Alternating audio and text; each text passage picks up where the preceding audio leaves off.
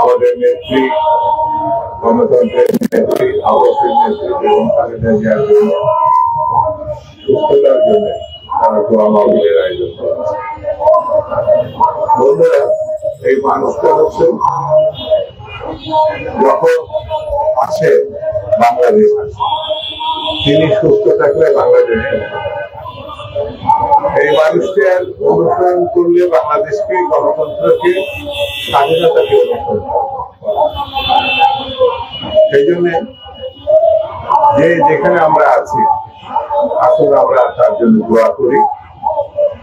আমি যেসব দেশের বিভিন্ন দেশ তার সুস্থতার জন্য দোয়া করেছেন, আল্লাহর দরবারে, সৃষ্টিকর্তার দরবারে আমি তাদের প্রতি কৃতজ্ঞ। দেশের মানুষই যারা তার জন্য দোয়া করেছেন তাদের প্রতি আমি কৃতজ্ঞতা জানাচ্ছি। দলের পক্ষ থেকে, আমার নিজের পক্ষ থেকে।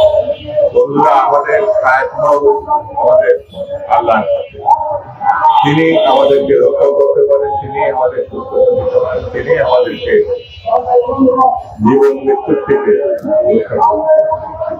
আসুন, আমি আজকে বক্তৃতা করবো না, শুধু এই কথাটা বলবো, যে মানুষটা আমাদেরকে বাঁচতে শিখিয়েছে। আমি ছাত্র জীবন থেকে ছাত্র দলের মধ্য দিয়ে যে রাজনীতির আজকে যে জায়গায় এসেছে এই দেশে, সবকিছু তার হাত থেকে। সেই মানুষটা গণতন্ত্রকে সমৃদ্ধ করেছে। কখনো প্রতিহিংসামূলক কোন দৃষ্টিভঙ্গি বা কার্যক্রমে তিনি কখনো ছিলেন। তিনি প্রযুক্তি পছন্দ করতেন না, নিজেও করতেন। তিনি কখনো বিদ্বেষ করলেন। এদেশে কৃষক, শ্রমিক, মেহনতের মানুষের পক্ষে ক্ষমতার বাইরে, ক্ষমতায় থেকে যে কাজগুলো তিনি করেছেন, সেটা ইতিহাসে সবসময় সংরক্ষণ করে দেখা যায়।